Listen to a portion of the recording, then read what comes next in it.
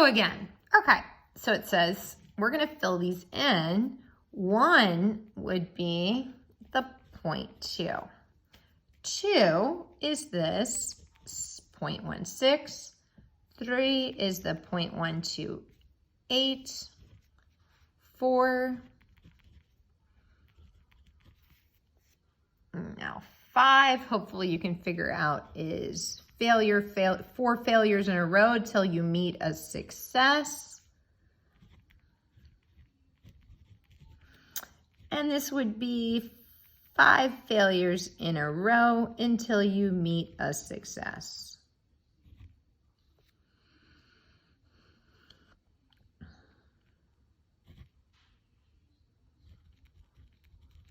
So at some point, it's incredibly rare. He eventually, if 20% is his true ratio of landing right side up, it's getting really rare that it took him all the way until the 6th try to get one up. Now, we could also add these up and say, do we have a probability model here? And if we add all these up, we notice we don't get 1 because hypothetically it could go on forever. He could continue to fail, although highly unlikely, forever. All right, so since this is infinite, we could still imagine that the infinite would sum up to 1. Okay, so now they ask, find the probability he first lands on the 10th try. Hopefully you're thinking that's when X is 10. So he doesn't land until the 10th. So that would be 9 failures and the last one was success.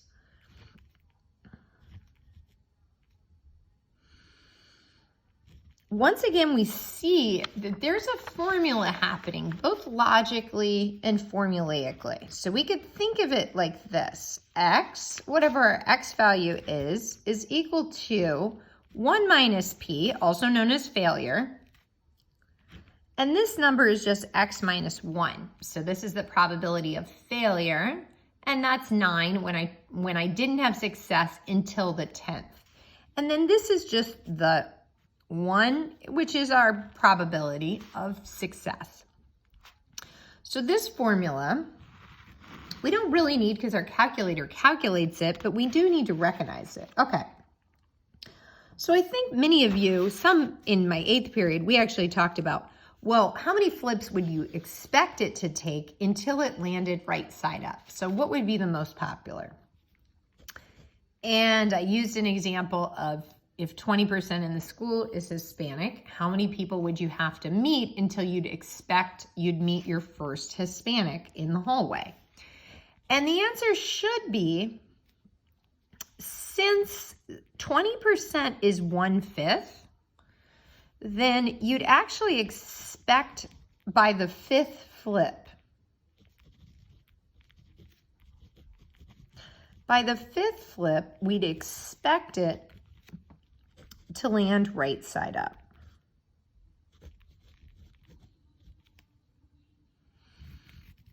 And so there's a formula for this too. If it's a geometric distribution, our expected value is just the reciprocal of P. So 1 over 0.2 is 5. And so we'd expect it by the 5th, and notice how big this probability is. And that's why.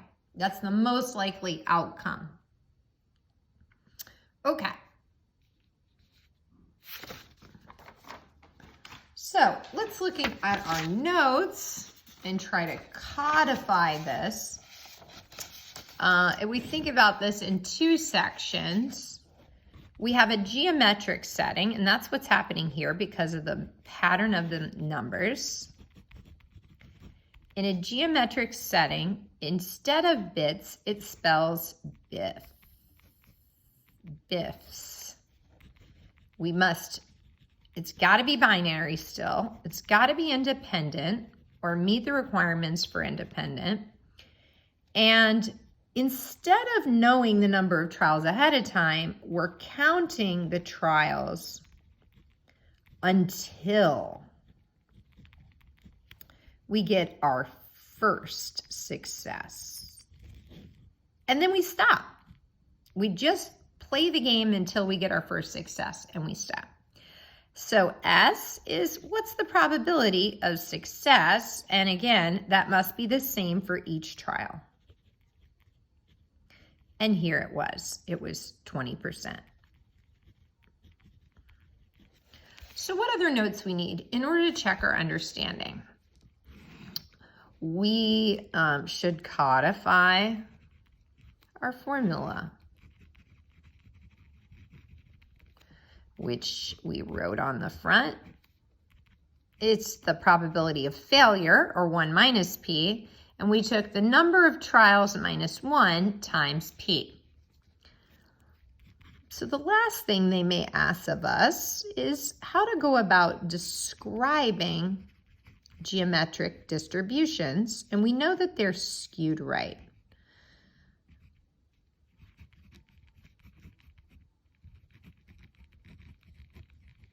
Okay, we know this because, as you saw, we expect by the 5th for the bottle to turn right side up based on his probability.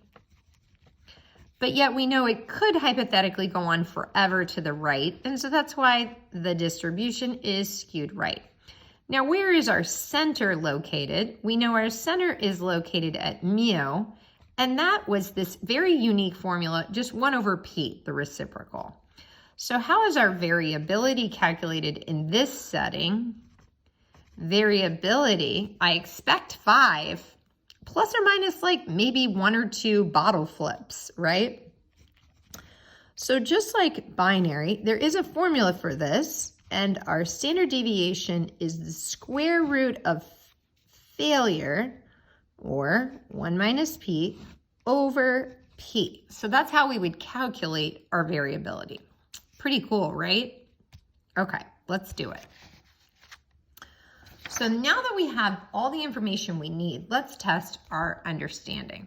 30% of students have chewing gum in their book bag. After Taco Tuesday, you desperately need gum. You randomly ask students because once you find gum, you're good.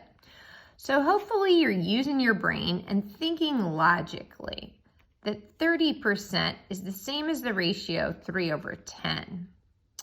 Okay. So you know by the time you ask 10 people, you're like, I surely should come across. I shouldn't have to ask 10 people. That's too many. So you randomly ask students. I'm going to jump down to this because I think logically your brain. How many people do you expect to ask? Well, the mean is always our expected value, and we have a formula for this. So what is 1 over 0.3? Let's throw that in the calculator. It's 3.33 people. Okay, so it's about 3, maybe a little more than 3.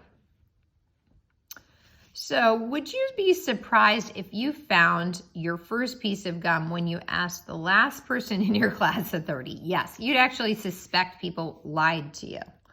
That would be quite a shock. Because I was expecting that 30% of kids in class had gum, and so I was expecting to only have to ask 3 or 4 people until I found someone with gum. So could I figure this out? What would be the likelihood of this if in fact it's true that the probability of gum was 30%? So the probability of X equaling 30, meaning it took me 30 trials until I found somebody with gum, which would mean I'd have to ask 29 people, failure, no gum, no gum, no gum, no gum, 29 people in a row. And then I'd have one person that finally said yes. So the 30th person. This is a really shockingly crazy low number. Very unlikely indeed. Now, can we find the standard deviation of the number of people you'd talk to before you'd find a piece of gum? So we'd expect three, a little more, it'd take a little bit more than 3 people to ask. So maybe not by the 3rd person, but definitely by the 4th. But let's use our formula we just found above. So the standard deviation of gum would be the square root of failure, 1 minus p, over p. So the square root of failure, 70% of the time, no gum, over the probability of gum, and we get 2.789 people. So yes, I'd expect some variability. And so I shouldn't be shocked if 30%, so this is 3.3 plus or minus almost 3. So I'd actually expect the first person I asked might have gum, which wouldn't be that shocking. It may take up to 5 or 6 people to ask till you get gum. Okay, so let's calculate specific outcomes shown above, and let's describe this probability distribution. So be sure to check appropriate conditions. Ooh, this will be fun. Okay. So I've got BIFs. Is it binary? Yeah. Either got gum or no gum. 2 outcomes. That's binary. Is it independent? Well, we're assuming, it says it was random. And we now know we have to assume replacement, or else we can't use this method, the F. So were we going to search until we found the first person with gum? And the answer was yes. So it meets this first requirement, and then S is the probability of finding gum still the same each time, and it adds up to 1, and that would be correct. So what else should we think about? Well, we see here if it matches BIFs, this is a geometric distribution with a probability of 0.30 or 30%. We know it's going to be skewed right, with a mean and standard deviation we found below. So let's do it. What's the probability the third person you ask is the first person with gum? Okay, so definitely this setup. What's the third? Okay, so that means failure, failure, success, right? Failure, failure, success. We could have also written it using our formula, 2 failures and then 1 success. We get 14 or 15%. How could we write the notation? It's getting gum by the third person. It's a geometric distribution, getting gum by the third person. What's the probability you find the first piece of gum by the first person? Okay, so that would be the probability of gum if you asked the first person and got it, plus the probability of gum if you asked and it took you until the second person, and then by the third person, that's the probability of gum, and it took you all the way to the third person. So what they're asking you is to combine these. All right, first person I asked has gum, 30%. It took me until the second. So failure the first, but success by the second. Took me until the third, so failure the first 2 people I asked, and then success by the third. Okay, so I gotta add all these up, and then I'm done. I can't wait to be done. It's gonna be awesome. I did it. I'm done. Thanks for joining us. Have a good one.